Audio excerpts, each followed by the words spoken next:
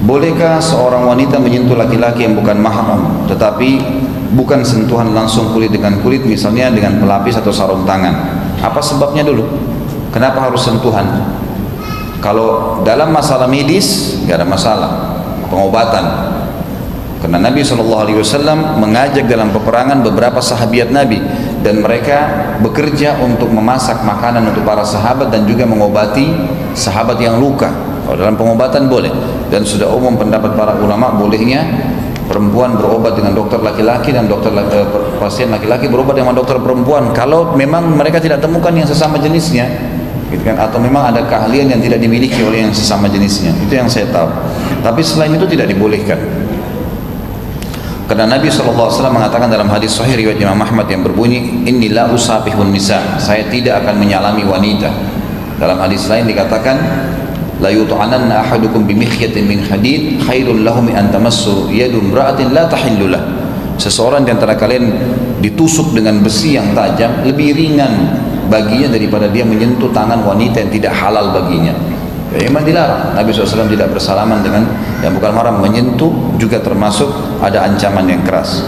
Mohon bisa dijelaskan maksud daripada menjaga izzah dan iffah bagi wanita ataupun laki-laki. Izzah artinya kemuliaan. Kalau iffah itu kesucian jiwa. Jadi seperti itulah. Kalau kemuliaan izzah itu mempertahankan kebenaran. Seperti misalnya kita mempertahankan Islam, mempertahankan sunnah Nabi SAW, itu namanya izzah. Kemuliaan di situ ada. Kita mempertahankan kemuliaan yang memang dimuliakan oleh Allah dan Rasulnya SAW. Kalau iffah itu dia lebih kepada pribadi, bagaimana dia mensucikan jiwanya. Misal orang tidak minta-minta, gitu kan? Dikatakan dia iffah, dia menutup auratnya dengan rapat sehingga dia tidak terlihat, tidak tersingkap, maka dikatakan iffah. Seperti itu pemahamannya. Jadi dari makna kalimat ini Anda tinggal tarik dalam apa yang Anda inginkan dalam kehidupan sehari-hari. Bagaimana maksud dari tunduk dalam berbicara pada surah Al-Ahzab ayat 32, dan apakah ini hanya dikhususkan bagi istri-istri Nabi? Tentu saja bukan. Yang dimaksud sini wala yakhda'na bil qaul, janganlah mereka mengangkat suara mereka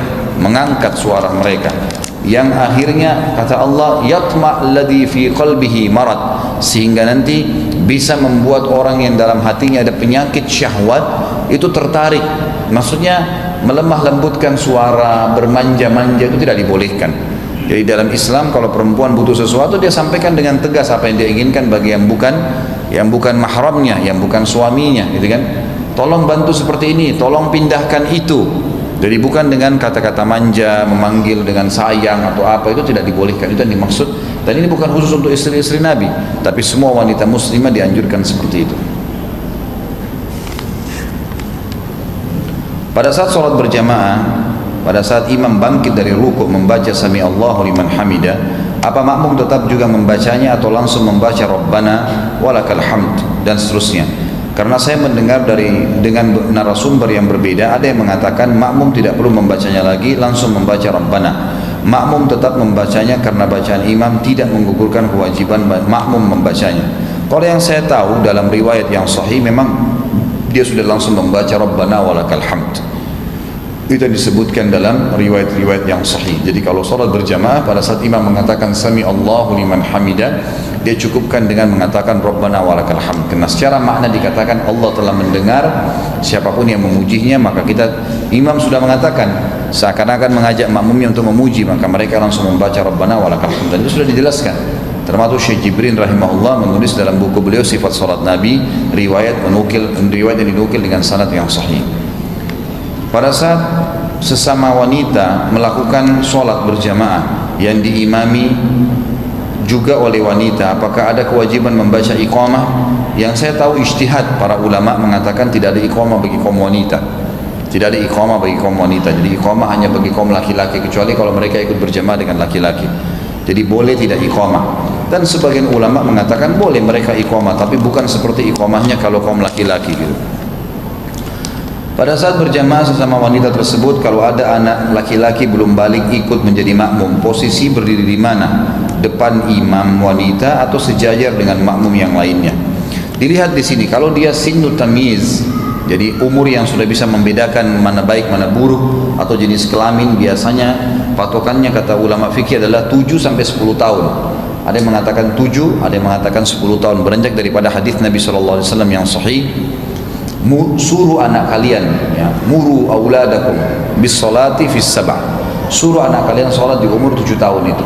Wadribuhum fil 10, dan pukullah mereka di umur 10 tahun kalau mereka tidak mau salat. Jadi Nabi SAW sebutin ada 7 dan ada 10.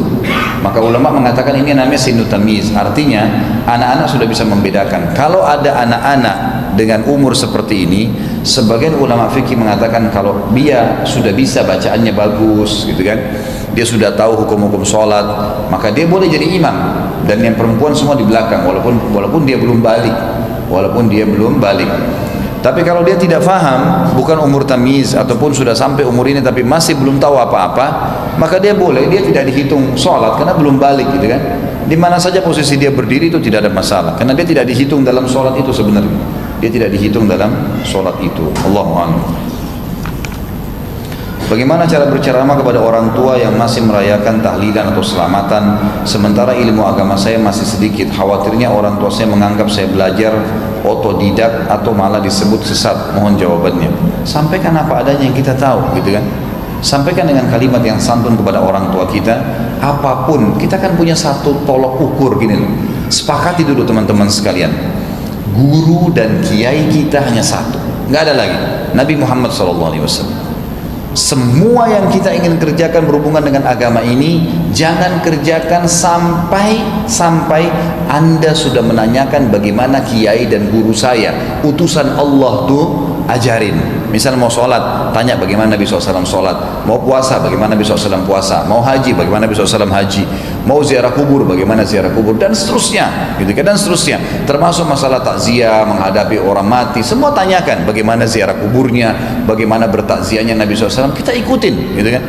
Supaya jangan kita karang-karang, karena kalau kita karang-karang, di Indonesia ini banyak yang mengarang-karang, akhirnya membuat ajaran Islam ini seperti berbeda-beda. Di sana beda, di sini beda, di sini beda, di sini beda, gitu kan.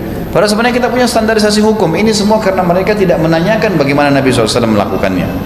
Belum pernah ada riwayat teman-teman sekalian, kalau ada sahabat yang mati, Nabi SAW datang lalu mengajak sahabatnya tahlilan, ayo baca zikir yuk dulu rame-rame, kirim untuk orang mati itu. Mana pernah ada riwayatnya saudaraku? Coba cari, pastikan. Tidak pernah ada riwayat masalah itu. Yang ada Nabi SAW datang ke rumah para sahabat, membawakan makanan, menyabarkan mereka, itu kan. Kemudian Nabi SAW pulang. Riwayat sahih menjelaskan Nabi SAW mendatangi rumah keluarganya Ja'far bin Abi Thalib. Lalu beliau berkata kepada penduduk Madinah, isna'u li ali Ja'far fa innam asabu ma lam yusibkum. Buatkan makanan, bawakan makanan ke sana rame-rame ke rumahnya Ja'far, keluarganya Ja'far, karena mereka sedang tertimpa apa yang tidak menimpa kalian, mereka sedang sedih. Maka sahabat semua rame-rame bawa makanan. Sunnah kita bawa makanan ke tempat orang yang sedang bersedih. Bukan dia lagi yang pasang terop, pasang ini, buat masakan. Orang sudah sedih, tambah lagi hidangkan makanan ke orang lain. Kita yang bawain, itu sunnah Nabi. Kenapa kita harus bentrok? Kenapa harus kita buat yang lain? Nabi SAW waktu datang ke rumah Ja'far bin Abi Thalib, disebutkan dalam riwayat Bukhari, beliau mendoakan keluarga sambil mengatakan, a'zamallahu ajrakum, semoga Allah lipat gandakan pahala kalian. Innalillahi ma'ata walillahi ma'akhad, sungguhnya milik Allah yang dia kasih dan milik Allah yang dia beri. Wa kullu syai'in indahu bimiqdar, dan semua berputar sesuai dengan takdirnya. Lalu beliau menyabarkan, lalu beliau pulang, dan beliau bertakziah selama 3 hari. Kita bukan sedang membahas tahlilan yang merupakan zikir, bukan masalah zikirnya. Jangan Anda faham, oh ini Ustaz Khalid tidak suka zikir. Bukan itunya, tapi meletakkannya pada apa yang Nabi SAW lakukan, supaya kita murnikan agama. Coba bapak-bapak dan teman-teman sekalian, kalau kita bebas melakukan apa yang kita inginkan dengan anggapan itu baik, saya melakukan, Anda melakukan, semua kita melakukan, kira-kira apa yang tertinggal dari agamanya Allah?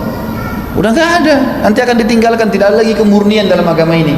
Sementara kata Nabi SAW dalam hadis yang sahih riwayat Imam Ahmad, semoga Allah merahmati seorang hamba yang menukil dari saya seperti apa yang dia tangkap, seperti apa yang dijelaskan, seperti apa yang disampaikan. Artinya secara letter sampaikan dari saya, jangan ditambah, jangan dikurangin, gitu kan. Seperti itu. Jadi kemurnian agama terjaga terus kan, seperti itu maksudnya. Jadi jangan kita tambah-tambahin, itu maksudnya. Jadi jangan difahamin sedang disorotin ibadahnya, bukan. Berzikir tahlil itu adalah ibadah. afdal zikir la ilaha illallah, itu Nabi SAW bersabda kan, zikir yang paling afdal adalah la ilaha illallah. Itu memang paling afdal, kita disuruh baca.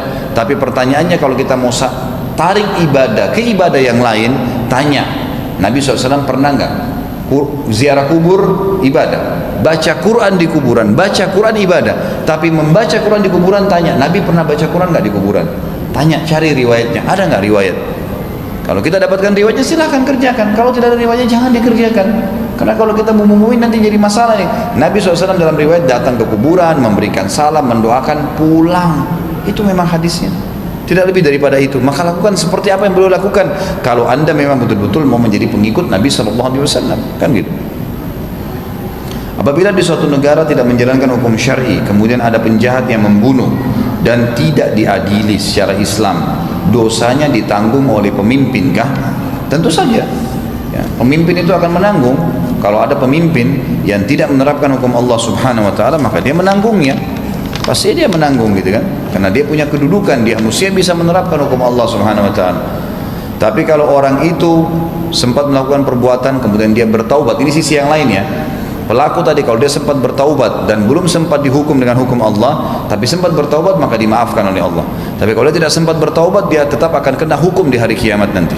Tetap akan ada hukum di hari kiamat nanti. Waalaikumsalam warahmatullahi wabarakatuh. Seorang kawan saya menitipkan pertanyaan kepada saya, beberapa hari lagi dia akan safar ke dua negara, Jepang dan Kanada. Dia akan berangkat dari Tokyo hari Jumat tanggal 16 pukul 17 jam 5 sore waktu Tokyo, dan insya Allah akan tiba di Toronto hari Jumat juga sama tanggal 16 pukul 4 sore. Jadi tanggal keberangkatan sama dengan tanggal kedatangan. Waktu perjalanan Tokyo Toronto adalah 11 jam, jaraknya 10.350 km. Pertanyaannya, jika selepas take off dari Tokyo, kapankah dia harus melaksanakan sholat maghrib dan isya? Tentu awal dia take off, dia ikuti waktu setempat, karena tolak ukur sholat maghrib atau isya adalah waktu dia melihat terbenam matahari itu. Jadi karena matahari sudah mulai gelap, misalnya di Tokyo tadi dia berangkat jam 5 sore, ternyata jam 6 sore sudah masuk maghrib.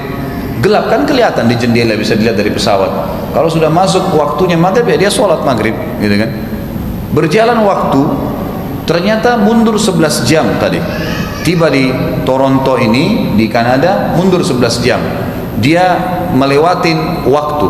Kalau dia lewat subuh, misal gelap nih, gelap sampai nanti akan kelihatan ada terbit matahari. Dan itu. Seperti itulah, misal pada tempat dia sholat subuh. Kalau tidak, misal dia berangkat jam 6 waktu Tokyo, kemudian masuk gelap matahari. Terus tiba-tiba karena dia mundur jamnya 11 jam, seperti dia kembali lagi ke asar atau pagi, gitu kan? Karena dia tiba jam 4 sore, berarti belum masuk waktu subuh. Ya sudah, subuhnya nanti dia ikut waktu Kanada, bukan dia sholat di jalan, karena dianggap dia belum sampai subuh, gitu kan? Karena dia tidak sampai di subuh, waktunya malah mundur ke belakang. Allah alam, itu yang saya tahu. Jadi katakan setiba dia di Toronto, bagaimana dia harus melaksanakan sholat subuh, zuhur dan asar, tentu mengikuti waktu setempat pada saat tiba. Karena dia tiba waktu sore, misalnya jam 4, maka dia nanti sholatnya adalah zuhur sama asar. Masalah subuh nanti dia sholat pada saat waktu subuh datang, karena subuh memang belum sampai pada saat itu. Apakah diperbolehkan sholli atau sholat dengan hanya duduk saja, meski ada selasar atau area dapur yang bisa dipakai untuk sholat berdiri? Jika diperbolehkan, apakah arah perjalanan pesawat yang tidak memungkinkan bagi dia untuk menghadap kiblat dapat dianggap sebagai bentuk keringanan? Tentu saja, dia sholat semampunya. Dia sholat semampunya, dia sholat di atas kendaraannya, duduk dan menghadap ke tempat yang dia mampu. Ya, Nabi SAW pernah sholat di atas tunggangannya, untahnya, gitu kan. Sementara beliau mengarah ke Madinah dan kiblat ada di belakang, mengarah ke Mekah. Jadi saya sarankan tidak usah paksakan berdiri kalau di pesawat, terlebih lagi kalau pada saat ada pesawat lagi goncang. Itu sudah disepakati kok oleh para ulama, boleh sholat duduk pada saat di kendaraan yang memang tidak memastikan berdiri, kecuali kalau bisa, gitu kan. Kalau saya temukan di Saudi Airlines, memang khusus pesawat Saudi Airlines, pesawat lain saya tidak temukan itu ya, di bagian belakang memang dilowongkan tempat kurang lebih mungkin lebarnya 2 meter kali 2 kali 2 meter, memang dijadikan sebagai musola, gitu, tempat untuk sholat. Nah kalau ada alhamdulillah, tapi kalau tidak jangan dipaksakan. Bila biasa puasa Daud, kalau ketemu puasa Tasu'a dan puasa Ashura, bagaimana bila ingin melaksanakan puasa Daud tapi ingin juga melaksanakan puasa Tasu'a dan Ashura? Nggak bisa ketemu ini kecuali bertepatan waktunya.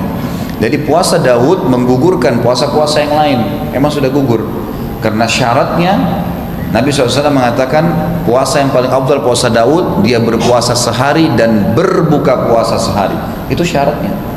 Jadi kena atau tidak kena, kalau bertepatan misal Senin seseorang puasa Daud, pas Senin dia boleh gabung niatnya, sunnah dengan sunnah, puasa Senin sama puasa Daud. Selasa dia tidak puasa, Rabu dia puasa, hari Kamis dia nggak puasa lagi. Walaupun dia ingin mengejar fadilah hari Kamis, sudah nggak bisa lagi, karena memang syaratnya harus puasa sehari, berbuka puasa sehari. Atau sekalian dia tidak usah puasa Daud, dia cari puasa-puasa yang lainnya. Karena memang puasa Daud syaratnya begitu, sehari puasa dan sehari tidak berbuka puasa. Bolehkah menghitung zikir dengan tasbih, biji-bijian? Jadi sebelumnya saya ingatkan dulu Bapak Ibu sekalian, tentu hari Kamis dan Jumat nanti jangan kehilangan ya kesempatan puasa Tasu'a dan Ashura, puasa tanggal 9 dan tanggal 10 gitu kan.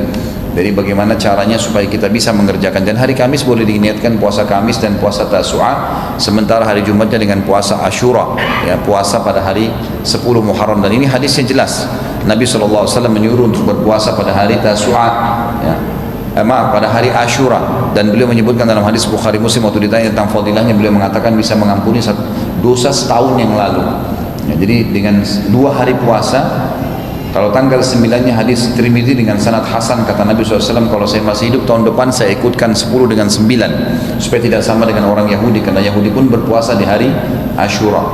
2 hari puasa bisa mengampuni dosa 365 hari ke belakang, maka jangan sia-siakan. Ini nanti masuknya hari Kamis lusa dengan hari Jumatnya. Kalau tadi pertanyaan bagaimana bertasbih dengan menggunakan biji-bijian, ada hadis yang diriwayatkan oleh Imam Tirmidzi, dipersesikan oleh ulama tentang kesahihannya. Umumnya ulama melemahkannya, tentang Nabi SAW waktu ke masjid lalu bertemu dengan Ummu Salamah. Ummu Salamah radhiyallahu anha berzikir sambil memegang batu, lalu menghitungnya gitu kan. Lalu Nabi SAW pulang, ternyata Ummu Salamah masih melakukan hal yang sama, sambil berzikir sambil hitung dengan batu. Maka Nabi SAW mengatakan, wahai Ummu Salamah, apa kau dari tadi masih mengerjakan hal yang sama? Kata Ummu Salamah, iya. Kata Nabi SAW, saya sudah kerjakan zikir yang melampaui pahala banyak, lebih banyak, dengan cara saya membaca, setiap mengatakan subhanallah, saya membaca adada khalqihi wa ridha nafsihi wa zinata arsyi wa midada kalimati. Adada khalqihi sejumlah makhluknya. Jadi setiap baca subhanallah saya baca sejumlah makhluknya, wa ridha nafsihi dan keridhaan dirinya, wa zinata arsyi dan perhiasan dengan wa midada kalimati dan luasnya kalimatnya. Tapi hadis ini didoaifkan oleh para ulama ya, dilemahkan oleh para ulama, sehingga umumnya ulama tidak menggunakannya, tidak memakainya. Ada juga sebagian kecil ulama yang mengatakan bahwasanya hadis ini lemah tapi tidak bentrok dengan hadis-hadis yang sahih, maka ada yang memakainya gitu kan, ada yang memakainya. Tentu kita ambil kesimpulan afdal tidak menggunakan tasbih, afdalnya lebih baik dia menggunakan tangannya, sebagaimana sabda Nabi SAW yang berbunyi, kata Nabi SAW, tangan yang digunakan untuk bertasbih, berzikir akan menjadi saksi pada hari kiamat. Kemudian ada pertanyaan terakhir di sini, masalah melihat acara di stasiun. Ustaz, saya mau tabayun dengan antum. Melihat acara di stasiun TVRI tiap Kamis pagi, Anda lihat antum bermajelis dengan para pelaku bid'ah. Apa alasan antum untuk hadir di majelis itu? Tolong jelaskan biar tidak terjadi fitnah. Sebenarnya pertanyaan seperti ini bukan di tempat umum, ini malah menyebab fitnah nanti, orang jadi tidak jelas. Jadi antum kalau bertanya di belakang, bukan dengan cara tempat umum, pastikan.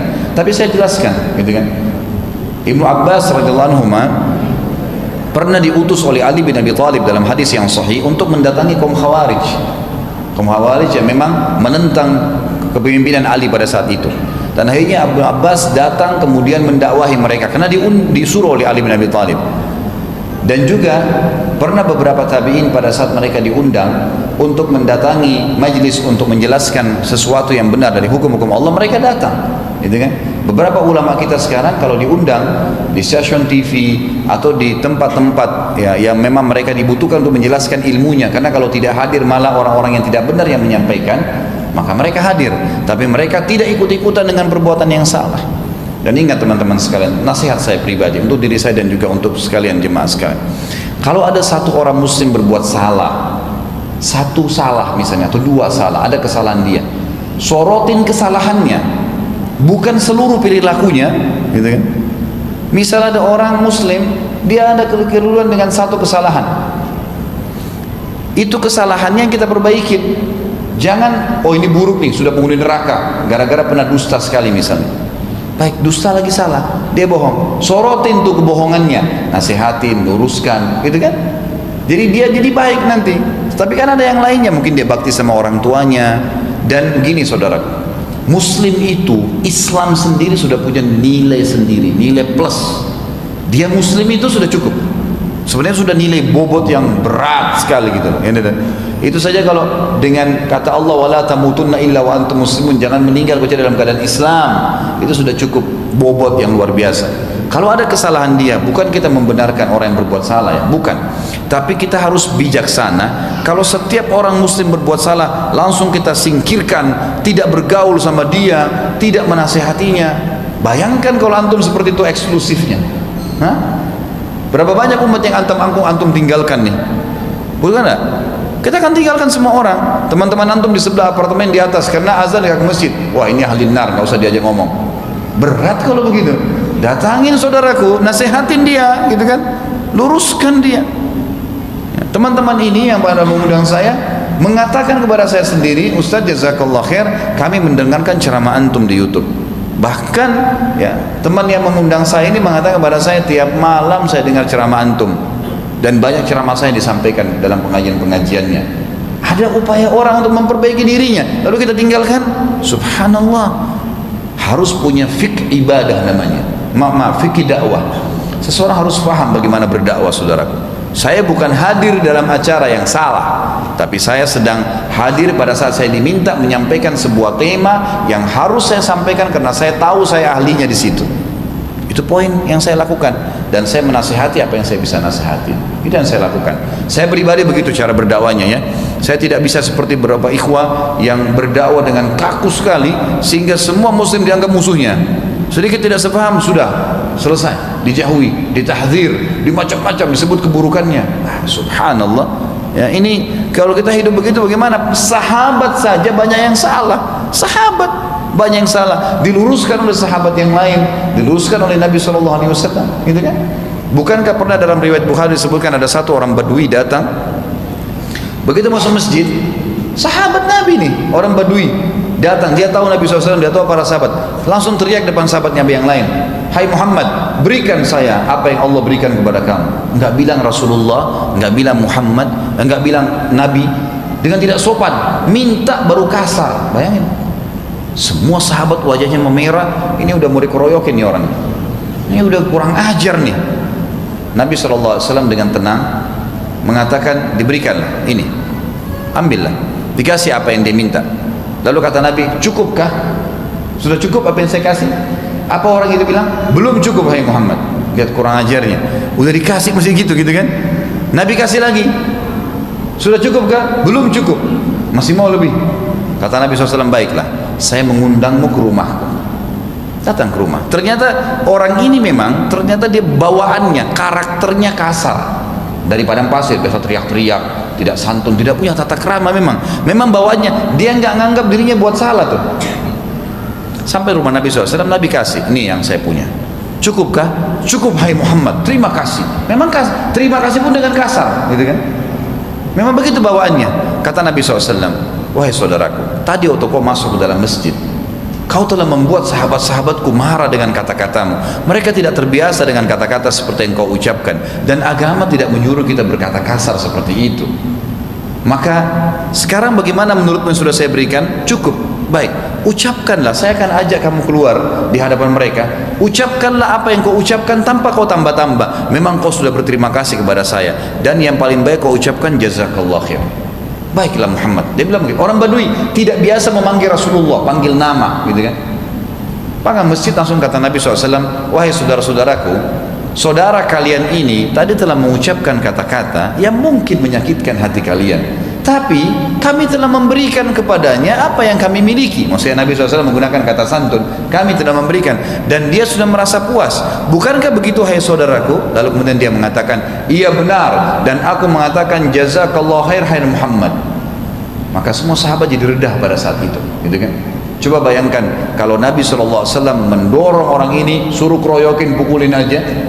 Allah mengatakan dalam Al-Quran, walau kunta fadlan ghalidhal qalbi lam faddu min hawli.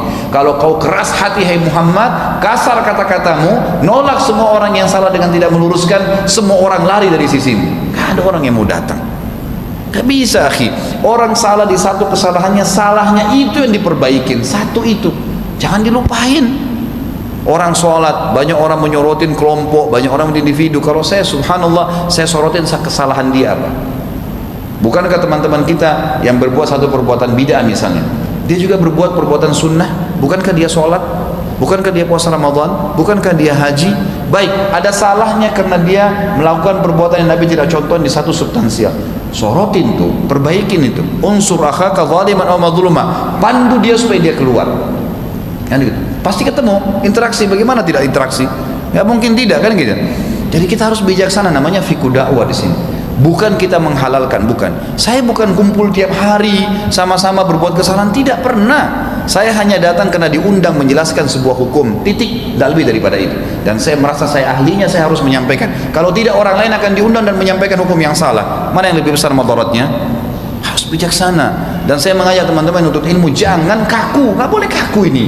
Kaku sekali, harus begini, harus begini, dan ketakutan seperti orang yang sudah berbuat salah, seperti kita masuk ke neraka. Subhanallah, saya tahu dan saya faham agama, saya bukan orang yang baru belajar agama, dan saya lakukan sesuatu dengan bijaksana, dan saya tahu saya ada hisab hari kiamat. Apakah anda peduli dan saya tidak peduli? Subhanallah, gitu kan? Harus hati-hati nih, gitu kan? Harus hati-hati. Apalagi kalau mau mengklarifikasi seperti ini, semestinya bukan di depan umum, saudara. Aku datang di belakang, tanyain saya. Ya, tetapi kalau ini ditanya di depan umum, saya jelaskan akhirnya. Mestinya tanya di belakang, tanyain kenapa begini Ustaz, apa ada alasan, saya akan jelaskan. Tapi karena dibutuhkan, ya sudah, saya jelaskan secara umum. Mestinya tidak boleh, gitu kan? Adab dalam menuntut ilmu itu adalah tidak boleh memojokkan seseorang yang memang dia butuh jawaban, tapi bukan berarti ditanya di depan umum, karena ini bukan masalah umum. Tapi karena butuh jawaban, saya sudah jelaskan, dan itulah cara saya berdakwah. Anda punya cara sendiri, silahkan. Dan saya sama sekali tidak suka kalau dalam majelis ilmu saya itu kita jadi kaku. Orang salah satu, semuanya salah hidupnya. Pokoknya ini sudah tidak boleh ditemani. Subhanallah. Diboikot, nggak boleh teman, nggak boleh salam. Subhanallah. Muslim akhi, Muslim itu. Kata Nabi SAW, al-muslim akhu muslim, muslim saudaranya muslim yang lain. La yakhdhuluhu, tidak boleh dia menghinanya. Wala yahkiruhu, tidak boleh dia menghina, tidak boleh menjatuhkannya, tidak boleh menyalah-nyalahkannya. Bihasbi imri'in min syar'an yahkira akhahu muslim. Cukuplah satu hal yang buruk bagi seseorang, berat hukuman hari kiamat kalau dia menghina saudaranya muslim yang lain. Kata ulama hadis, menghina di sini adalah membiarkan dalam kesalahan, menghardik-hardik dia, membuat orang lain menjauh dari dia, tidak berinteraksi, tidak menikah, dengan tidak memperbaiki kesalahannya. Lain kalau orang itu sudah diingatkan tidak mau terima, itu lain, itu lain. Orang jahat nih, mau mencuri, kita nasihatin jangan, nggak boleh akhi gini. Enggak, saya tetap mau, laporin itu, bahaya. Tapi kalau orang baik-baik dan mau menerima masukan, berikan masukan. Kenapa tidak? Saya pernah bahasakan sebagai penutup contoh. Banyak di antara teman-teman kita, dia tahu maulid misalnya tidak boleh, Nabi tidak pernah contohkan. Baiklah, datang tetangganya undang. Ada pernah jemaah saya, dia bilang saya tutup pintu Ustaz, supaya saya tidak ditahu kalau ada. Kesaja tidak ada, karena kalau saya terima nanti saya harus datang. Subhanallah. Saya bilang kenapa Bapak Ibu lakukan itu? Kalau saran saya, Bapak Ibu hadir di pengajian saya, saran saya sambut dia. Begitu dia berikan salam depan pintu pagar, Assalamualaikum, Waalaikumsalam, sambut. Karena kata Nabi SAW, man kana yu'minu billahi wal yawmil akhir falyukrim daifa. Siapa yang mengaku beriman pada Allah yang akhir, dia harus hormati tamunya.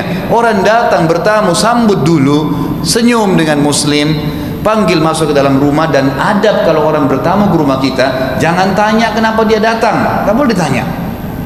Hidangkan makan, hidangkan minum. Nggak ada orang itu hidangkan makan minum terus marah-marah sembarangan, nggak ada. Hidangkan makan minum, kemudian tanya kabarnya, tinggal di mana, anaknya, kenalan. Kalau dia sampaikan ada hajat saya, baik. Ini sudah makan, sudah minum, ini maaf ya, ada undangan saya maulid nih, silakan datang. Oh iya, terima kasih undangannya, jazakallah khair. Jazakillahu khair. Tapi saya mau sampaikan sebentar ya. Saya pernah hadir pengajian kalau Nabi SAW tidak pernah merayakan hari lahirnya, dan saya tahu ceritanya seperti ini. Sampaikan apa yang kita tahu. Maulid ada mulai dari tahun 230 Hijriah, Nabi SAW meninggal tahun 11 Hijriah. Jadi saya khawatir kalau saya kerjakan saya keliru. Mungkin saya belum bisa hadir. Tapi nanti kalau ada acara yang lain, pengajian atau ada bantuan yang dibutuhkan untuk kegiatan sosial, saya siap insya Allah. Bisa saja dia belum paham, dan banyak terjadi jemaah saya lakukan itu, ternyata akhirnya mereka jadi faham gara-gara tidak faham. Sebelum tidak faham, lalu dijelasin seperti itu, oh ternyata nggak ada contohnya ya, lalu dijelaskan lebih jauh, akhirnya lebih faham. Nggak jadi itu buat acaranya. Banyak terjadi seperti itu. Hikmah, harus faham bagaimana berdakwah teman-teman. Jangan seperti kaku, batu yang jatuh, pohon yang jatuh di laut, pap, selesai, nggak mau tahu, gitu kan? Semua orang salah, subhanallah ya. Jadi harus hati-hati dalam masalah seperti ini. Saya sarankan agar kita merangkul saudara-saudara kita muslim. Ingat, rangkulan akan mendatangkan rangkulan, tepukan akan mendatangkan tepukan, sama. Basyiru wala tunaffiru, sampaikan berita gembira, rangkul mereka, dan jangan buat orang lari. Nabi SAW bilang itu, sampaikan berita-berita gembira. Orang tidak mau sholat, sampaikan orang kalau sholat itu fadilahnya begini, janji-janji semua Allah disampaikan. Kalau dia menolak, baru ancamannya. Orang kalau tidak sholat begini loh, orang itu setelah dikasihkan berita gembira dulu, gitu kan? Rangkul mereka. Allahu a'lam. Ini yang saya tahu. Mudah-mudahan bermanfaat. Kalau ada benar dari Allah, pada saat dari saya mohon dimaafkan. Subhanakallahumma bihamdika asyhadu an la ilaha illa anta astaghfiruka wa atubu ilaik. Wassalamualaikum warahmatullahi wabarakatuh. Kerugian-kerugian apa sajakah bila seseorang tidak menikah sedangkan dia mampu dari segi fisik dan materi? Banyak sekali. Banyak sekali. Pertama, pahala. Berhubungan biologis pahala, memberikan nafkah istri pahala, melindunginya, menaunginya, menjalankan kewajiban dan bertanggung jawab pahala. Saya sudah pernah jelaskan ya. Imam Ahmad pada saat istrinya meninggal pagi hari, lagi takziah nih. Murid-murid datang, menikah malamnya. Murid-muridnya tanya, wahai Imam, anda lagi takziah, lagi malam sedih, istri anda meninggal, bagaimana anda bisa menikah? Artinya tolong jelaskan kepada kami apa pandangannya gitu. Kata Imam Ahmad, saya khawatir kalau saya mati juga malam ini, saya bertemu dengan Allah dalam kondisi bujang. Sudah ngerti yang bujang-bujang? Nah, jadi nggak boleh tunda. Apalagi ini Masya Allah mampu, banyak sekali ruginya, banyak sekali. Jika seorang istri bersikeras untuk bekerja sebagai karyawan hanya karena ingin mendapatkan kelebihan materi, melanggar perintah suami untuk tidak bekerja, namun sang istri tetap bekerja, apakah halal jika sang istri diceraikan atau suami bersabar mengikhlaskan dan mendoakan kebaikan untuk sang istri? Sang istri merasa dapat bekerja lebih baik dari suaminya, apakah yang dilakukan sang istri masuk ke dalam pelanggaran agama? Tentu kalau ditanya halalkah diceraikan? Halal, karena masuk dalam bab nusyud ya. Ini sudah nusyud namanya, suami larang bekerja sementara kebutuhannya sudah dipenuhi, tetap dia paksa hanya karena gengsi, hanya karena prestasi. Itu sudah termasuk salah satu bab bolehnya ya seseorang menceraikan istrinya, gitu kan. Tapi kalau dia mau bersabar boleh kan? Boleh kalau dia mau bersabar. Saya sudah pernah sampaikan riwayat di mana Nabi SAW pernah kedatangan seorang sahabat yang mengatakan, ya Rasulullah, inna imra'ati la taruddu yadul lamis. Istriku ya Rasulullah supel sekali, enggak menolak jamahan tangan laki-laki lain. Sebagai ulama hadis dengan tegas mengatakan istrinya memang ya mudah untuk selingkuh. Maka kata Nabi SAW, ceraikan kalau itu mengganggu hidup kamu. Dia bilang, ya Rasulullah, tapi saya mencintainya. Kata Nabi SAW, kalau begitu pertahankan sambil didakwai, gitu kan. Jadi boleh kalau mau bertahan silahkan, tidak masalah, sambil didoakan. Tapi mestinya istri seperti ini diberikan pemahaman tentang masalah agama. Apa yang mau dikejar dari prestasi dunia, berlebihan materi? Mau dibelikan apa? Bukankah kapasitas perutnya cuma 2 piring nasi? Cukup. Bukankah baju cukup 1 lembar di badan? Dan kalau rusak atau sudah kotor baru diganti dengan yang lainnya? Tidak butuh lebih daripada apa yang sebenarnya kita butuhkan, gitu kan? Ini kebanyakan perempuan begini karena mereka merasa ijazahnya tinggi, kemudian dibutuhkan oleh sebuah perusahaan. Dan bukan berarti tidak boleh ya perempuan bekerja, boleh. Tapi kalau sampai dia membengkalikan kewajibannya nggak boleh. Apalagi suaminya melarangnya. Posisi suami sini sama dengan ayah. Ayahnya larang, kalau dia belum menikah maka tidak boleh. Bolehkah meminum sperma pasangan kita? Tolong diuraikan Ustaz. Apa yang mau diuraikan? Ada-ada saja yang berbeda. Sperma dalam agama Islam tidak dihitung najis. Sperma tidak najis dalam Islam. Makanya dalam hadis Bukhari dijelaskan, Aisyah radhiyallahu anha pernah mengerok sisa sperma di celana Nabi, di sarung Nabi SAW, dikerok ya, tidak dicuci, dikerok saja yang kering dikeluarkan, lalu Nabi SAW gunakan kain tersebut untuk sholat. Dari hadis ini ulama fikih sepakat mengatakan sperma itu tidak najis ya, tentu dianjurkan agar tidak sampai menelan, tapi kalau itu pun terjadi, sebagian ulama fikih mengatakan karena dia tidak najis maka tidak ada masalah gitu. Apa hukumnya tidak memakai peci atau penutup kepala pada saat sholat? Nah, apa hubungannya ini dengan bahasan kita? Nggak ada masalah, boleh saja insya Allah, tidak ada masalah sama sekali, asal usahakan rambutnya tidak menutupi dahinya ya. Karena memang dianjurkan, terutama Imam Syafi'i rahimahullah mengatakan usahakan agar dahi seseorang tidak tertutup dengan apapun. Karena Nabi SAW mengatakan umirtu an asjuda li sab'ati a'dha, saya diperintahkan sujud dengan 7 anggota badan, diantaranya dahi dan hidung. Maka dahi menurut Imam Syafi'i harus murni, nggak ada apa-apa sama sekali. Sehelai rambut pun bisa membatalkan kalau Imam Syafi'i rahimahullah. Tapi kalau jumhur ulama mengatakan tidak ada masalah, yang penting dahi tersentuh di tanah. Ini umumnya lah, insya Allah tidak ada masalah ya. Apakah boleh menonton TV saluran Animal Planet karena ingin mengetahui perilaku-perilaku binatang? Boleh, tidak ada masalah. Kalau tidak ada sesuatu yang haram di situ, ada masalah. Bolehkah nonton berita? Boleh, kalau memang kita anggap tidak ada pelanggaran. Tapi kalau sudah tampil perempuan terbuka aurat ya jangan. Kalau pembawa beritanya misalnya laki-laki, kemudian antum membutuhkan, antum mau melihat sesuatu itu lebih baik kalau didengar ya. Laki-laki melihat laki-laki sportif adalah halal, tidak ada masalah. Tapi kalau sudah tampil perempuan tidak boleh. Oh saya butuh beritanya, tetap saja berdosa dengan melihat, gitu kan? Kalau tidak ada pelanggaran agama tidak ada masalah. Melihat cuplikan binatang-binatang itu nggak ada masalah. Planet, ilmu pengetahuan, nggak ada masalah insya Allah.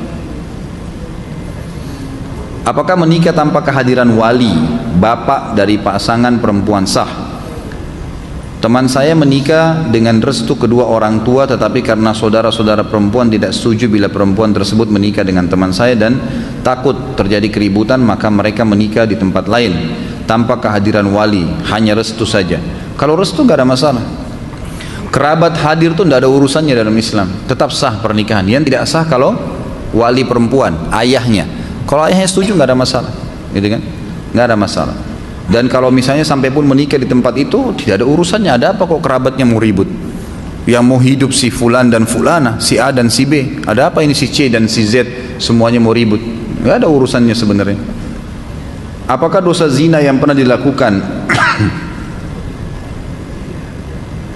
akan dihapuskan cukup dengan taubat satu kali saja, atau harus mendapatkan hukuman cambuk? Tentu cukup dengan taubat, cukup dengan taubat, dengan izin Allah cukup dengan taubat. Hadis Bukhari menjelaskan bahwasanya ada seorang laki-laki pernah berkata, ya Rasulullah, saya sudah berzina, sucikan saya. Waktu itu Nabi SAW lagi berhadapan sama orang yang duduk, langsung mengatakan, ya Rasulullah, hukum saya sudah berzina. Lalu Nabi SAW alihkan wajahnya ke sebelah kanan orang ini sambil berkata, mungkin kau hanya menyentuhnya. Dia balik lagi ke arah Nabi, ya Rasulullah, saya sudah berzina, hukum saya.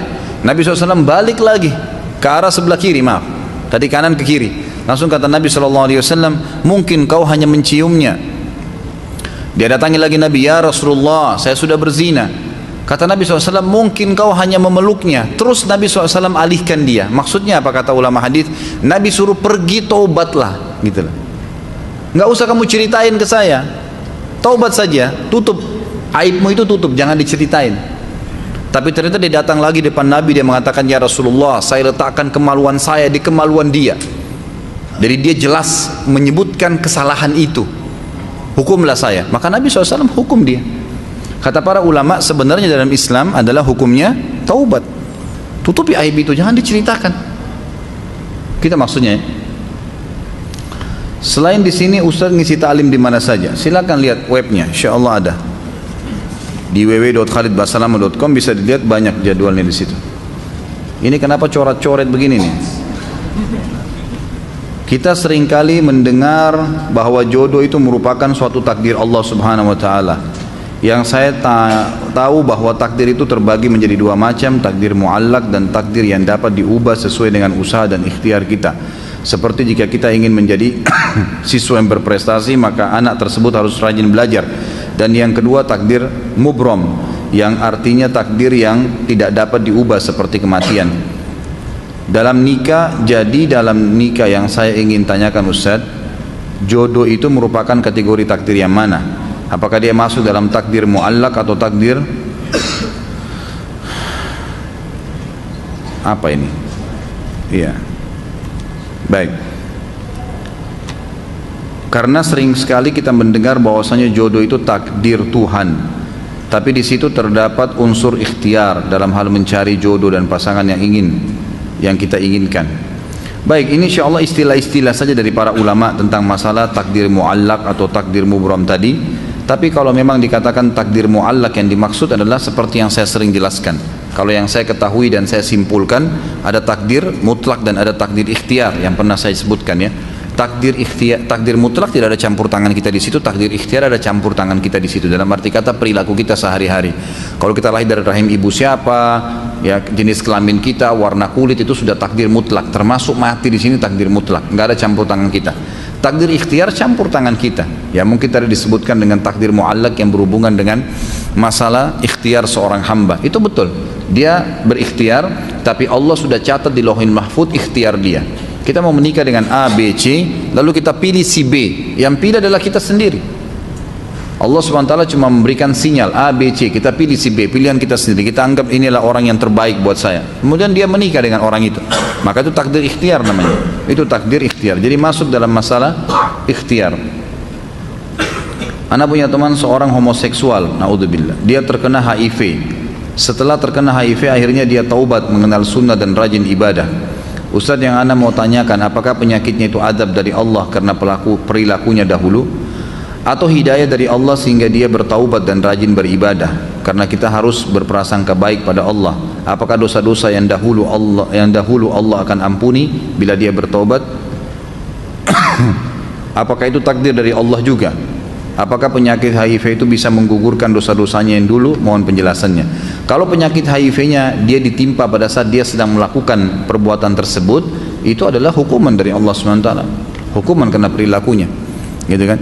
Kalau setelah itu dia taubat, diterimakah taubatnya setelah perbuatan itu? Diterima sama Allah. Tidak ada yang tidak diterima. Homoseksual, lesbian, pembunuh, orang membuat syirik, dosa yang kalau meninggal Allah tidak ampuni, semua diampuni. Allah SWT mengatakan dalam Al-Quran surah Az-Zumar, a'udzubillahi minasyaitonir wa ya'fu anis sayyi'at.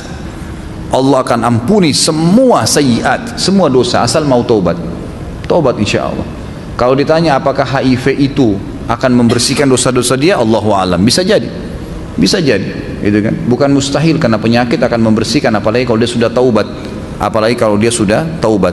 Kalau masuk dalam takdir, ya tentu saja takdir. Karena kita kalau minum racun akan ada takdir di situ, mati atau organ tubuh kita rusak. Maka kita meminum racun tersebut, terjadilah hal tersebut. Orang homoseksual Allah datangkan penyakit HIV-nya, gitu kan? Dan memang HIV ini umumnya disebabkan karena berhubungan dari dubur, dan itu sering dilakukan oleh orang-orang homoseksual. Otomatis itu akan mendatangkan penyakit itu. Semoga Allah SWT ampuni dan terima insyaallah. Masih di komplek anak punya kebiasaan makan bersama sesudah Jumatan, panitia inti. Uangnya berasal dari kotak amal. Apakah hal ini diperbolehkan Ustaz? Kena ragu-ragu, sebagian besar tidak mau ikut-ikutan lagi, tapi masih ada sebagian yang menjalankannya. Boleh saja, nggak ada masalah insyaallah. Karena uang yang disodokahkan oleh jamaah di masjid itu memang diperuntukkan untuk masjid. Apapun yang berhubungan dengan masjid, misal kebersihannya, kerapiannya, bayar listriknya, pengurus-pengurusnya makan di situ, itu nggak ada masalah. Menyiapkan air buat khatib, nggak ada masalah. Semua itu boleh saja insyaallah. Apakah hukumnya bila bekerja di perusahaan yang mempunyai pinjaman bank konvensional? Nah, ini gimana? Sudah saya bilang selesai urusan bank. Kalau masih ada yang punya masalah dengan bank-bank ini, tolong tanya ustadz lain ya. Sudah. Masya Allah. Ini gimana bacanya nih?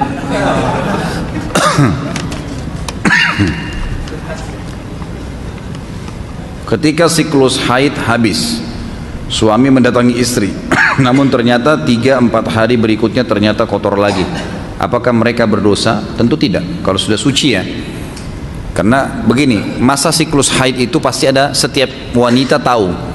Umumnya kata ulama fikih 3 hari sampai 7 hari. Lebih dari batas 7 hari ini sebenarnya dihitung dengan istihadah. Istihadah artinya darah yang menyerupai haid, tapi bukan haid. Pada saat itu wanita sudah harus mandi suci dan beraktivitas seperti biasa, sholat, puasa, berhubungan biologis dengan pasangannya, gitu kan. Kalau pada saat 3 hari berlalu, ini batas minimal ya. Karena di bawah 3 hari umumnya ulama fikih tidak mengatakan haid. Ya, tidak mengatakan haid. Jadi kalau 3 hari berarti dihitung haid. Tiba-tiba sudah bersih di hari keempat. Kemudian digauli oleh suaminya dengan sangka mereka, prasangka mereka sudah bersih. Ternyata setelah itu keluar lagi darahnya. Maka berarti dia sebenarnya sedang menggauli di masa haid. Umumnya memang wanita yang memiliki 7 hari masa haid. Ini umum dalam buku-buku fikih kita. 7 hari biasanya 3 hari darahnya banyak, hari keempat itu sudah mulai sedikit sampai hari ke-7. Jadi jangan sampai terpengaruh hanya karena mengatakan oh cuman status kemudian boleh berhubungan, tetap tidak boleh, hukumnya dilarang dalam agama. Tapi kalau mereka tidak tahu karena berprasangka itu adalah bersih, maka tidak ada masalah insyaallah. Bagaimana dengan salafus saleh yang tidak menikah namun ilmunya kita nikmati hingga sekarang? Apakah mereka termasuk hadis Nabi sallallahu alaihi wasallam? Apakah mereka, apa ini maksudnya? Apakah mereka termasuk tidak menjalankan hadis Nabi mungkin ya? Setahu saya seperti Imam Nawawi rahimahullah, beliau meninggal umur muda memang. Bukan beliau tidak mau nikah ya, memang beliau ingin fokus di awal-awal umurnya dengan menghafal buku, menuntut ilmu, tapi beliau tetap niat menikah. Ternyata meninggal sebelum menikah. Tidak pernah dinukil kepada kita bahwasanya salaful ummah menolak pernikahan, belum pernah. Pasti mereka mau menikah. Cuman ada yang tidak sempat menikah sampai meninggal. Ya, kalau penuntut ilmu yang paling masyhur adalah Imam Nawawi rahimahullah. Beliau memang tidak sempat menikah, gitu kan. Tapi ini ulama nukil kisahnya, dikatakan bahwasanya beliau memang ingin fokus ke ilmu sampai pada tingkat tertentu, kemudian baru beliau menikah. Tapi ternyata meninggal sebelum itu. Jadi sebenarnya bukan menolak hadis Nabi SAW. Bagaimana kalau batal sholat namun di saf terdepan dan saf berikutnya rapat sekali? Bagaimana caranya untuk melewati, untuk ke belakang? Permisi, tepuk pundaknya untuk diberikan jalan. Jangan tinggal diam, karena tidak boleh orang melanjutkan sholat sementara dia dalam keadaan batal wudu, ya, berdosa malah. Karena sholat tidak boleh kalau tidak suci. Di keluarga ana ada kebiasaan kalau apa ini? Apa ini? Di keluarga ana ada kebiasaan kalau ibul, orang yang dituakan misalnya berkendaraan duduk di belakang, apakah itu termasuk mungkin perbuatan yang dilarang kali ya? Ya tidak, kalau orang tua itu yang minta nggak ada masalah. Saya kan bilang tadi, kalau ibu kita didudukan di belakang mobil dan karena anaknya, si anak laki-laki ini mau lebih menghormati istrinya, itu durhaka. Tapi kalau ibu silakan bu duduk di depan, enggak saya di belakang aja nak, dia memang mau begitu ya sudah, nggak ada masalah. Jadi nggak termasuk ya. Fahamin tadi apa yang saya jelaskan. Zakat fitrah 2,5 kilo itu minimal atau boleh lebih? Dan apakah per keluarga atau per orang? 2,5 kilo itu minimal jumlahnya. Kalau kita ragu bisa dilebihkan sedikit. Ya, bisa dilebihkan. Sebenarnya dia berkisar antara 2,5 kilo sampai 2,6 kurang lebih. Tapi umumnya ulama sepakat mengatakan 2,5. Terkait hadis Muadz bin Jabal mengimami sholat fardu, apakah boleh mengimami lebih dari 2 kali ketika ada orang yang datang lagi? Sudah saya jelaskan, boleh, nggak ada masalah. Hadis juga Bukhari menjelaskan Abu Bakar pernah mengimami sahabat yang ketinggalan dan akan sholat sendiri. Apakah ketika bercerai pasangan atau pasangan meninggal berarti imannya berkurang lagi setengah sebagaimana awal menikah dulu untuk menyempurnakan iman? Bukan begitu maksudnya ya. Artinya orang yang sudah menikah, sudah pernah menikah, dia telah menyelamatkan setengah agamanya. Kalau pasangannya meninggal, cerai, ya tentu saja dia berusaha untuk bisa berumah tangga lagi kalau memang Allah mudahkan. Kecuali wanita yang memang anaknya masih kecil-kecil, itu memang dianjurkan, bahkan punya fadilah. Kata Nabi SAW, salah satu wanita ahli surga adalah wanita yang pada saat suaminya meninggal dan memiliki anak-anak yang masih kecil, dia bersabar membesarkan mereka dan tidak menikah karena takut mereka terbengkalai, itu dijamin masuk surga. Tapi kalau selain keadaan ini, misalnya wanita anak-anaknya sudah besar, dia mau menikah, silahkan saja, tidak ada masalah, itu boleh-boleh saja gitu kan. Bahkan dianjurkan agar setiap muslim jangan tidak berumah tangga. Anak hasil zina dalam kulum perempuan tidak ada wali, lalu bagaimana dia menikah? Menggunakan wali hakim menggunakan wali hakim pemerintah, ada di KUA. Ustaz, ana minta doanya agar cepat keluar dari pekerjaan ribawi ana dan digantikan jauh lebih baik. Semoga Allah mudahkan akhi. Tapi ingat, doa tidak cukup kecuali dengan azam. Ibadah ini harus dipaksa ya. Meninggalkan dosa juga harus dipaksa, nggak bisa enggak. Kalau kita nggak paksakan diri bangun sholat malam terus menerima bisikan syaitan, maka kita sampai meninggal tidak akan sholat malam. Kalau kita nggak paksakan diri untuk mengambil Al-Quran, gerak rumah kita dan menjadwalkan mulai hari ini baca setengah lembar, baca berapa ayat, tidak akan dibaca sampai selamanya. Jadi jangan mengkhayal bahwasanya tiba-tiba kita bisa bergerak sendiri, enggak, harus dipaksakan. Begitu pula meninggalkan dosa, harus dipaksa, nggak bisa enggak. Saya terbiasa berzina, berat meninggalkan, nggak bisa. Seorang laki-laki muda datang kepada Nabi SAW, orangnya gagah, datang duduk kepada Nabi SAW, ya Rasulullah, saya siap tinggalkan semua pelanggaran yang anda larang, kecuali berzina, izinkan saya berzina. Kata Nabi SAW, apa kau mau nggak kalau ibu kamu dizinai, wahai laki-laki lain? Dia bilang tidak. Saudari kamu? Tidak. Anak kamu? Tidak. Tante kamu? Tidak. Semua tidak mau. Lalu kenapa kau mau lakukan pada wanita orang lain? Pasti keluarganya seperti kamu laki-laki tidak bisa terima. Jadi Nabi SAW tetap tidak izinkan. Ustaz, apakah suami yang bisa dikendalikan istri atau suami yang takut sama istri termasuk suami yang dayuth? Tentu saja. Tentu saja. Ada apa mesti takut sama istri? Kenapa harus takut? Istri itu disayangi, dilindungi, bukan kita takut. Memang kenapa? Mau apa sih istrinya sampai ditakutin? Ada masalah apa?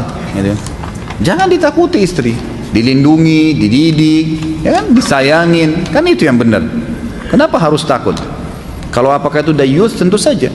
Karena dayuth ini istilah dalam hadis adalah bagi laki-laki yang tidak bisa mendidik istrinya, meluruskan kesalahannya. Cinta yang sebenarnya adalah pada saat seseorang itu meluruskan kesalahan pasangannya dan mendukung kalau dia berbuat benar, itu baru cinta. Kalau antum nikah, semuanya yang dibuat oleh pasangan kita dikatakan cinta walaupun salah kita benarkan, ini bukan cinta namanya. Cinta itu kalau salah ya disalahin, diluruskan, dibantu dia keluar dari kesalahannya, dan kalau dia benar diberikan dukungan. Mohon diinformasikan jadwal Ustaz membimbing umroh, baik umroh Ramadan maupun umroh di luar Ramadan. Saya berangkat insya Allah hari Jumat ini, lusa. Jadi Rabu depan kita libur kalau sama saya. Kalau mau hadir ada Ustaz lain insya Allah saya panggilkan. Saya libur dulu 9 hari umroh ini dari Jumat insya Allah tanggal 8 sampai tanggal 16. Kalau Ramadan kemungkinan saya umroh di pertengahan insya Allah. Kalau memang ada yang berminat nanti tinggal kontak HP saya, nanti saya tunjukkan untuk mendaftar di mana. Apakah hari ini Ustaz bawa buku mahkota pengantin? Ada. Saya sudah siapkan, ada di mobil saya nanti. Insya Allah bisa diambil nanti. Terkait asbabun nuzul, apakah buku mengerti asbabun nuzul karya Dr. Muhammad Karzin itu valid karena takut dengan beragam karya-karya ribular saat ini? Apa ada referensi buku terkait dengan asbabun nuzul? Saya tidak tahu buku ini ya. Yang saya tahu ada asbabun nuzul, banyak tulisan para ulama-ulama yang dulu terdahulu, para salaful ummah, ada banyak. Kalau tidak salah ada terbitan-terbitan yang terkenal kok, di Darul Haq itu ada, Pustaka Ibnu Katsir juga ada, jadi bisa saja insya Allah dicari. Kalau saya sarankan ambil buku-buku asbabun nuzul yang dulu ya, yang seperti karangan tulisan-tulisan Imam Suyuti, kemudian Ibnu Katsir, yang sudah lama, bukan yang baru-baru gitu. Mandi junub boleh bareng nggak sama pasangan? Boleh, silahkan, tidak ada masalah, nggak ada larangan di situ. Ustadz, ana mau nanya tentang masjid yang ada kuburan, itu batasannya apa ya? Sebab selama ini saya fahami tidak boleh sholat di masjid yang ada kuburannya walaupun di luar, tapi masih wakaf dengan kuburan dan masjid. Setahu saya, Allahu alam, ulama mengatakan kalau itu di luar fisik masjid, di luar fisik masjid yang dipakai sholat 5 waktu, maka masih boleh disolati. Setahu saya, karena sabda Nabi SAW, la taj'alu kuburakum masajid, jangan kalian jadikan kuburan-kuburan kalian sebagai masjid. Artinya kuburannya, fisik kuburannya. Jadi kalau ini bangunan fisik masjid, di dalamnya ada kuburan, itu tidak boleh. Atau di terasnya, dan teras itu dipakai sholat, kalau Jumat kah, kalau Id kah, berarti masih masuk masjid. Tapi kalau dia murni kuburan di luar fisik masjid, tidak pernah dipakai sholat, tidak pernah apa, kebetulan orangnya memang wakafin juga untuk itu, Allah alam, yang saya tahu itu tidak ada masalah. Tetap lebih afdal cari masjid yang tidak ada kuburan sama sekali, itu lebih baik, gitu kan. Disunnahkan setelah akad nikah sholat 2 rakaat, tapi bagaimana bila pengantin wanita pada saat akad nikah dalam keadaan haid dan 3 hari berikutnya baru suci? Tidak ada masalah, itu kan sunnah, hukumnya sunnah, dan lebih dianjurkan yang sholat itu adalah laki-laki. Setelah kalimat akad nikah bertemu dengan istrinya, kemudian diantara sunnahnya adalah dia memegang ubun-ubun kepalanya dengan tangan kanannya sambil membaca doa, dan doa ini dibaca untuk istri yang baru dinikahi dan untuk kendaraan yang baru dibeli. Jadi teman-teman ini kalau beli motor, beli mobil, sama doanya itu, dipegang ubun-ubunnya. Kalau kita bagian depan kendaraan tersebut, yang jelas ubun wanita istri, dan mengatakan Allahumma inni as'aluka khairaha, ya Allah saya minta kebaikannya, wa khaira ma jubilta alaiha, dan kebaikan yang kau bebankan di atasnya atau terhadapnya, wa a'udzubika min syarriha, dan saya minta dijauhkan dari keburukannya dia, wa syarri ma jubilta alaiha, dan keburukan yang telah terbebankan di atasnya. Seperti itu. Ustaz, saat ini Islam terpecah menjadi banyak kelompok. Islam mana yang benar? Dalil nas dan akalnya apa? Ciri-ciri mereka seperti apa? Cukuplah hadis sahih, satu saja saya jawab. Kata Nabi SAW, akan terpecah umat ini banyak hadis riwayat Baihaqi, diriwayatkan oleh ahli sunan, semua hadis ini sahih. Kata Nabi SAW, akan terpecah Yahudi 71 golongan, Nasrani 70 golongan, dan umatku 73 golongan, semuanya masuk neraka dulu kecuali satu. Kata para sahabat, ya Rasulullah, siapa yang satu tuh? Enggak pakai hisab, enggak pakai masuk neraka dulu, langsung masuk surga. Kata Nabi SAW, maka ana alaihi wa ashabi, orang yang ikutin saya dan sahabat-sahabat saya, itu yang selamat. Cirinya mereka ya itu. Caranya Al-Quran turun, ayat Al-Quran, cari tahu bagaimana sahabat memahami ayat Al-Quran tersebut. Hadis Nabi SAW, lihat bagaimana pendapat sahabat dalam mengamalkan hadis tersebut. Selalu kembali kepada para sahabat. Dan ini yang diistilahkan dengan kembali kepada pemahaman salaful ummah. Salaful ummah maksudnya orang-orang salaf dari sahabat yang telah mendahului kita. Apakah boleh melaporkan teman sekantor yang melakukan korupsi di kantor? Apa hukumnya? Tentu saja boleh. Kenapa tidak? Malah itu bagus, itu ingkar mungkar, positif saja gitu. Ingatkan dulu, nasihatin dia. Kalau dia nggak mau, ancam, saya akan laporkan kamu kalau kamu tidak ya meninggalkannya. Kalau dia tidak mau, laporkan, tidak ada masalah. Itu ingkar mungkar. Malah kalau anda tidak luruskan, itu berbahaya, malah kembali kepada kita efeknya, kita membiarkan orang melakukan perbuatan salah. Bagaimana jika sudah menikah, kita ingat mantan pacar dulu, bahkan ketika berhubungan dengan istri tiba-tiba ingat mantan tersebut? Syaitan, itu dari syaitan, permainan syaitan. Jadi kata ulama, salah satu permainan syaitan pada saat sedang berhubungan biologis, selain melupakan baca doa yang Nabi SAW ajarkan, siapa yang ingin menggauli pasangannya dia membaca Allahumma jannibna minasyaitan wa jannib syaitani ma razaqtana, ya Allah jauhkanlah kami dari syaitan dan jauhkan syaitan dari apa yang kau karuniakan kepada kami. Kata Nabi SAW, kalau Allah karuniai anak, maka anak tersebut tidak akan pernah diganggu oleh syaitan selamanya. Kata ulama, tidak akan pernah nakal, gitu kan. Dalam hadis yang lain, syaitan akan berpartisipasi dalam hubungan biologis itu kalau dia tidak baca. Salah satu kiatnya syaitan melupakan orang membaca, dan kalau suami sudah baca berarti sudah gugur kewajiban istrinya, gitu kan. Kemudian yang kedua juga adalah kiat syaitan membuat seseorang mengkhayal yang bukan pasangannya, dan ini juga secara medis tidak sehat, gitu kan. Makanya kalau kita baca, termasuk di buku ini dan di buku-buku yang lain berbicara masalah biologis dalam Islam, itu dianjurkan selalu menatap pasangan, membuka mata. Sama dalam sholat, kita nggak pernah kenal tutup mata kecuali lagi tidur. Selain tidur nggak ada. Sholat nggak ada tutup mata. Tutup mata permainan syaitan. Kata Nabi SAW, Allah terus memandang wajah seorang hamba selama matanya terbuka melihat tempat sujudnya. Itu menutup pintu syaitan, membuka mata itu. Sama halnya hubungan biologis, lihat pasangan itu, nikmatin pasangan yang Allah halalkan. Kalau datang baca a'udzubillahi minasyaitonirrajim, itu waswas syaitan. Makanya saya pernah bilang jangan belajar hubungan biologis dari film porno, itu salah, fatal sekali. Memang syahwatnya cepat bangkit, tapi akan membuat dia tidak akan menikmati pasangannya. Karena yang tampil pasti orang yang lebih baik daripada suaminya, lebih baik daripada istrinya, otomatis.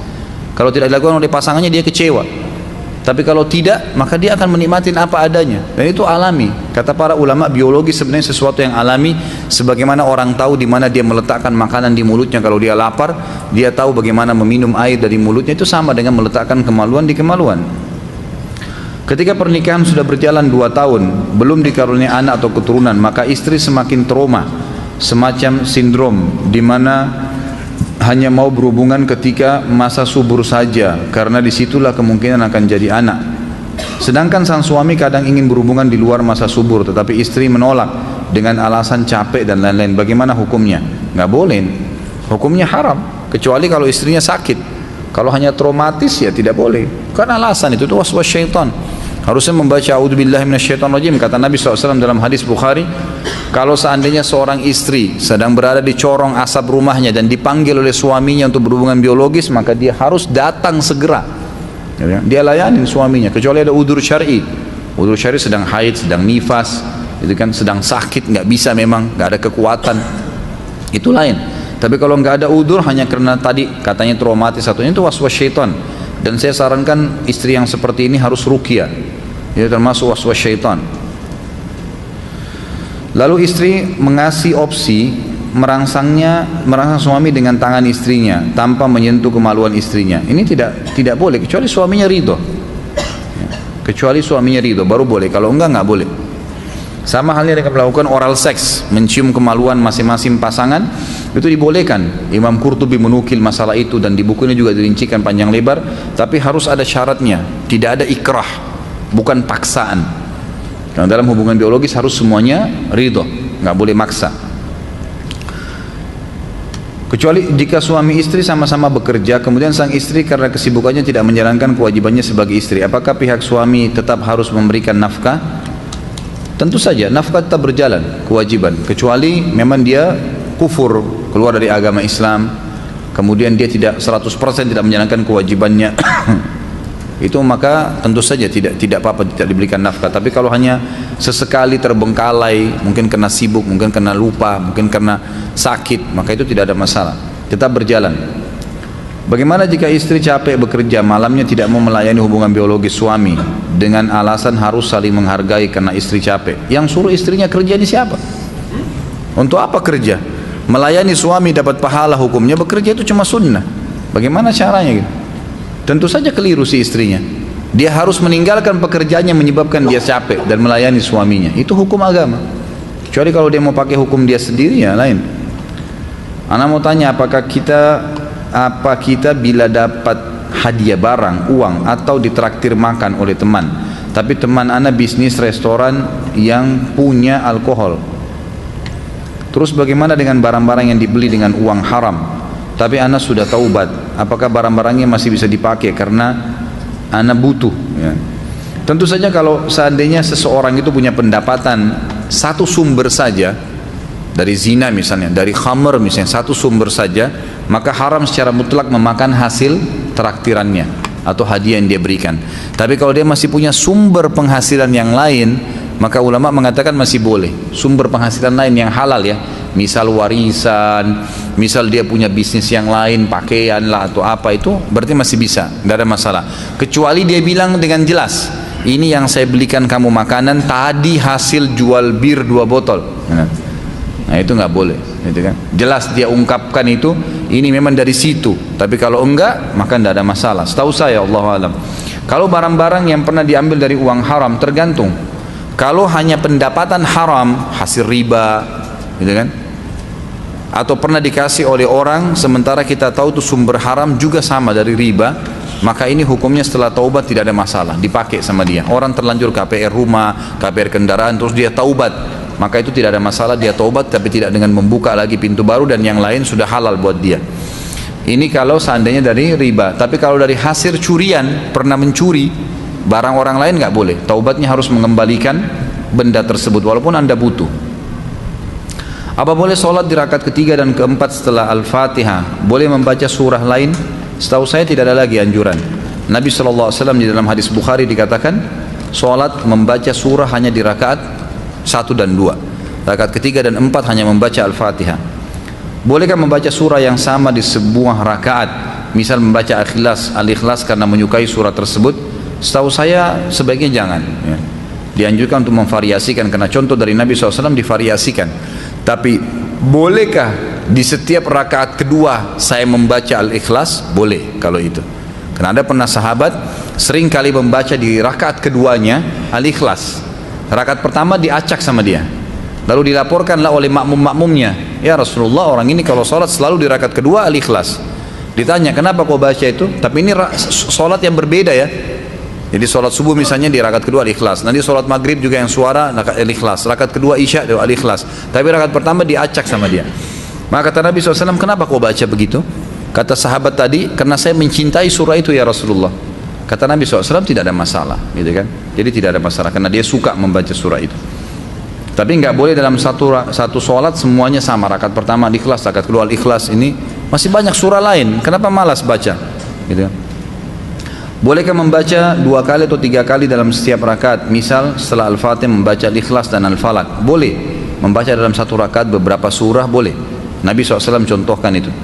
Bolehkah membaca suratannya hanya 1 ayat saja? Misal Al-Baqarah 102 dan rakaat kedua Al-Baqarah 255. Boleh saja, nggak ada masalah. Tapi ulama menganjurkan termasuk adab membaca Al-Quran adalah membaca sampai selesai kalau ayat-ayatnya pendek.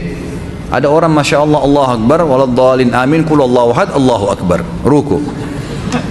Rakaat kedua Allahu Samad, ruku lagi.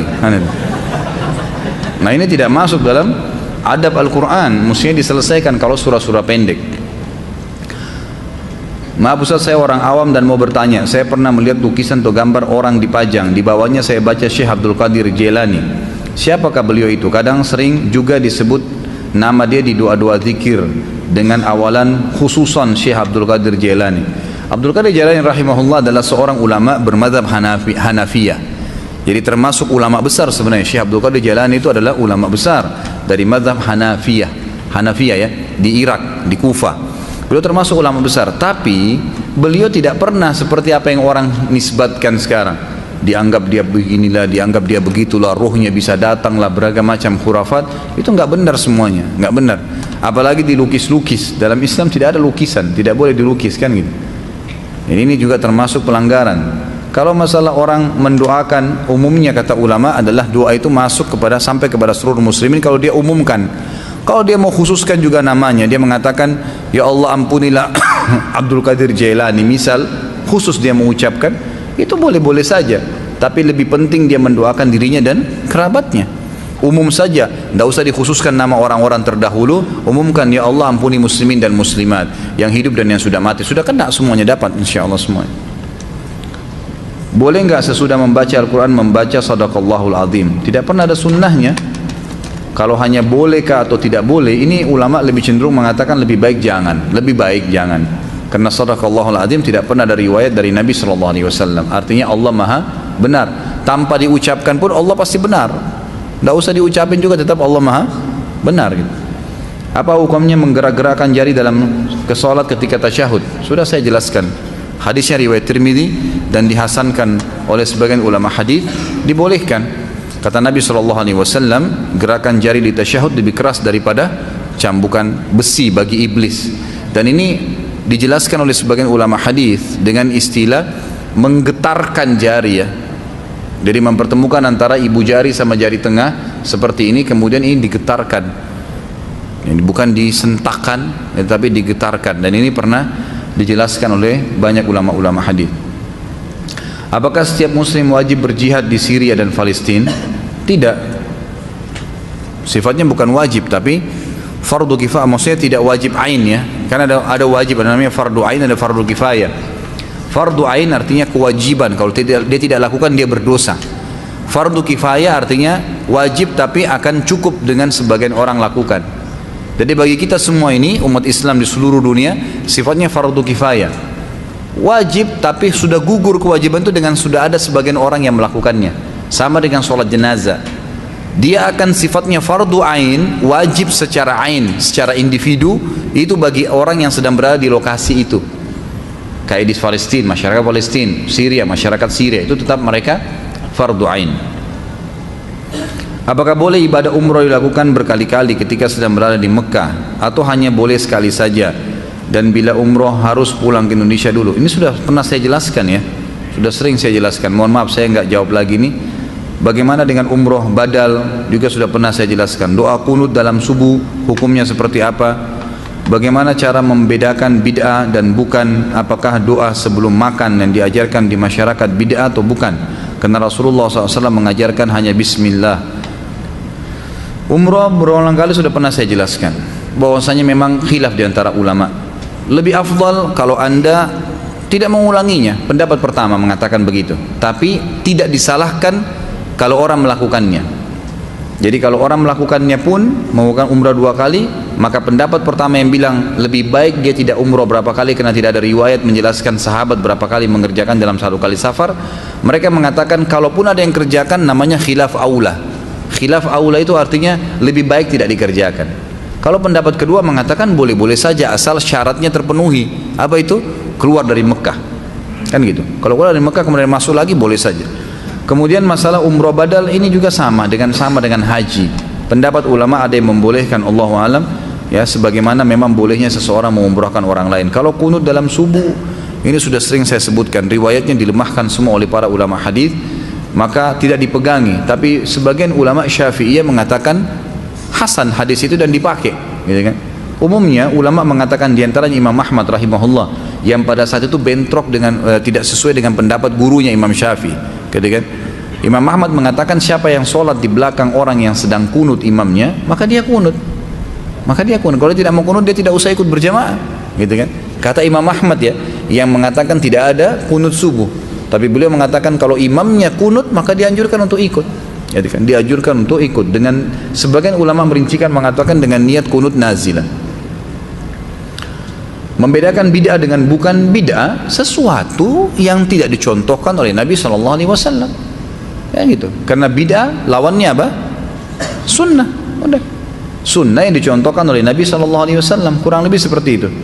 Kalau masalah doa yang dibaca yang umumnya di masyarakat, kalau orang makan Allahumma barik lana fima razaqtana wa qina adzabannar, itu hadisnya memang lemah.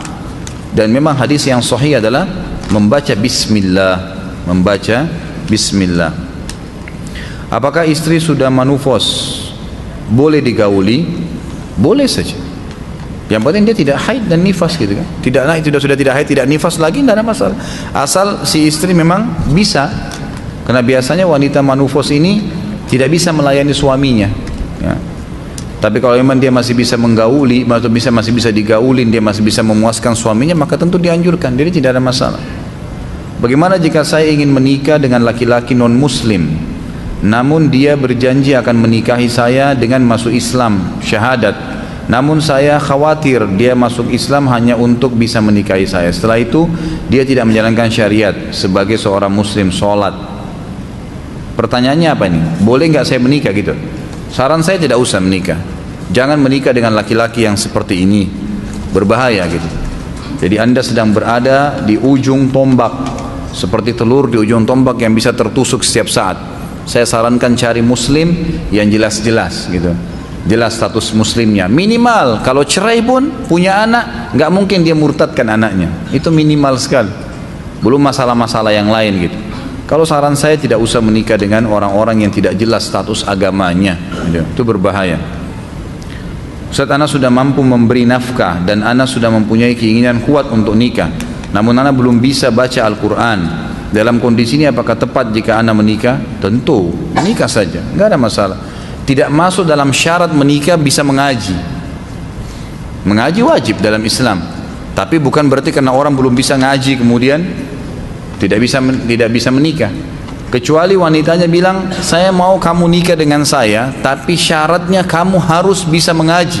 Misal dan dia bilang baiklah, maka dia harus penuhi, gitu kan? Atau dia jadikan mahar buat istrinya ayat Al-Quran, maka itu berarti dia harus bisa membacanya. Ini poin ya. Apakah istri atau wanita yang telah menikah wajib berbakti kepada orang tua kandungnya? Adakah batasan-batasan tertentu sehubungan dengan hal tersebut? Tentu tetap wajib, tapi dinomor duakan setelah suami. Jadi tidak gugur ya. Akhwat di belakang sana harus fahamin, dan juga ikhwah di sini yang jadi suami harus faham. Tidak gugur kewajiban bakti seorang wanita kepada orang tuanya setelah nikah, tidak gugur. Tapi dia dahulukan suaminya. Suami juga nggak boleh egois, nggak boleh sama sekali dilarang. Tidak boleh dia berhubungan sama orang tuanya lagi, itu salah juga. Harus dibiarkan berhubungan dengan orang tuanya. Ajak dia bertemu, berikan waktu kesempatan berbakti. Bagaimana hukuman bagi suami yang memaksa istri berhubungan biologis melalui dubur? Apakah hukum rajam atau cambuk berlaku bagi orang yang melakukannya? Tidak berlaku hukuman itu, tidak disebutkan hukumannya, tapi dia berdosa, dosa besar, dosa sampai kufur ya. Dia memaksa, dan suami istri di sini punya hak menolak. Tidak boleh taat kepada makhluk pada hal yang berbau maksiat pada Khalik. Dan ini laki-laki yang seperti ini ada penyakit yang tidak boleh dibiarkan. Itu biasanya karena dia nonton film-film yang tidak benar, dia membaca buku yang tidak benar, tata cara biologis yang dibolehkan secara bebas oleh orang non-muslim, itu tidak boleh, haram, sudah jelas tadi dalilnya. Siapa yang menggauli istrinya pada saat haid dari dubur dan mendatangi dukun dan membenarkan dukun tersebut, maka dia telah kufur terhadap apa yang diturunkan kepada Muhammad SAW. Dosanya berat sekali, dosa kufur, walaupun dia tidak keluar dari Islam ya. Bagaimana hukumnya menggunakan alat bantu seks? Tergantung, kenapa? Sebabnya apa?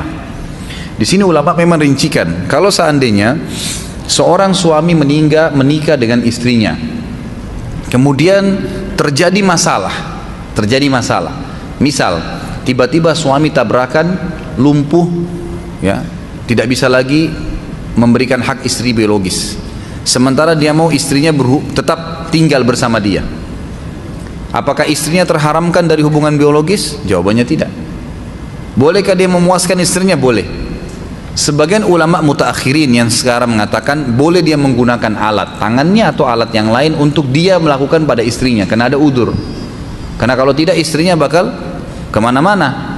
Sama hal kalau suami kan masih bisa poligami, kalau istri nggak bisa, kecuali dia cerai. Jadi ada dua cara, dia memuaskan istrinya dengan cara yang dibolehkan secara syar'i, atau dia menceraikan istrinya dibiarkan nikah dengan laki-laki lain. Kalau ada seperti ini keadaannya ya. Jadi tergantung. Tapi kalau orang menggunakan alat bantu seks itu tidak ada apa-apa, hanya variasi, kan itu tidak boleh. Apalagi kalau yang bujang dan gadis, tambah nggak boleh hukumnya, haram. Nggak boleh. Karena onani saja tadi menggunakan tangan sendiri haram kalau sendirian, kecuali dengan pasangan yang halal. Jadi nggak dibolehkan. Apabila orang tua istri tidak menginginkan cucu sebelum istri selesai pendidikan, apakah hal itu harus dipatuhi? Bagaimana cara menjelaskan ini kepada orang tua istri? Nggak ada hubungannya itu. Nenek nggak punya hak di sini, mertua tidak punya hak mencampuri pasangan itu hamil atau tidak. Jadi ada beberapa hal yang tidak boleh orang tua campurin. Jumlah nafkah yang dikeluarkan oleh anak suami kepada istrinya, orang tua nggak boleh campur tuh. Masalah dia nginap di istrinya, orang tuanya tahan suruh nginap di rumahnya, ini nggak boleh. Orang tuanya nggak punya hak dipatuhin di sini, karena memang dia dianjurkan secara syar'i untuk nginap dengan istrinya, gitu kan. Jadi tidak boleh. Termasuk tidak boleh orang tua mencampurin, tidak boleh hamil dulu istri kamu, ini nggak boleh. Jadi nggak usah dipatuhin poin itu ya, khusus poin itu, karena itu melanggar hukum agama. Kita dibolehkan memiliki anak, gitu kan. Malah dianjurkan, tidak ada hubungannya dengan harus selesai kuliah atau punya rumah dulu. Apa ini? Benarkah tidak diperbolehkan menikah di Masjidil Haram? Saya tidak pernah tahu itu. Setahu saya boleh saja. Kalau peraturan pemerintah Saudi mungkin ya, karena kalau dibuka pintu itu orang semua pada nikah di Masjidil Haram. Nah, orang anggap ini di Mekah, di Ka'bah dan seterusnya gitu kan. Tapi setahu saya nikah di masjid boleh. Nabi SAW kan berapa kali menikahkan sahabatnya di masjid, iya kan? Riwayat-riwayat banyak dengan masalah itu. Berapa lama umumnya wanita mengalami masa nifas? Karena istri saya hingga lebih dari 2 bulan masih seperti nifas, namun dalam skala kecil. Apakah istri saya harus melakukan aktivitas sholat seperti biasa? Maksimal ulama fikih mengatakan 40 hari, berarti sebulan ya 10 hari. Itu maksimal. Lebih daripada itu sudah dianggap bukan lagi darah nifas. Dia mandi, kemudian dia beraktivitas seperti biasa. Saya merantau di Jakarta dan tinggal di kos-kosan. Hanya saja di Jakarta ini ada pepatah, lu gue. Ya. Kadang ketika nasihat yang niatnya baik malah dibilang urus diri lu sendiri. Bagaimana cara menasihati teman kos yang masih berbuat dosa besar, memasukkan pacar ke dalam kamar sampai menginap? Ya, tugas kita menasihatin saja. Tugas kita hanya mengingatkan dan ingkar mungkar yang wajib hanya yang pertama, satu kali saja. Selebihnya dia buat lagi itu sudah tanggungan dia. Kita tidak ada lagi hukum hari kiamat, gitu kan? Tapi kalau mau lebih aman, saran saya, selalu saya saranin ini teman-teman mahasiswa, teman-teman yang kerja di kantor, kalau kos-kosan cari teman-teman yang kira-kira memang komunitasnya sama, suka di pengajian, kalau azan ke masjid, lalu sama-sama coba ngontrak di satu tempat, rumah akhirnya lebih aman. Dan itu banyak teman-teman yang jalankan, alhamdulillah berhasil. Akhirnya azan mereka ramai-ramai ke masjid, gitu kan. Kalau malam mereka tidur, makan bangunnya bangun sholat malam sama-sama, subuh sama-sama saling bangunin, itu kan satu hal yang luar biasa gitu. Dan itu banyak kok banyak cara dilakukan untuk bisa seperti itu. Allahu a'lam. Kalau benar dari Allah, kalau salah dari saya mohon dimaafkan. Subhanakallahumma bihamdika asyhadu an la ilaha illallah astaghfirullah wa atubu ilaik. Wassalamualaikum warahmatullahi wabarakatuh.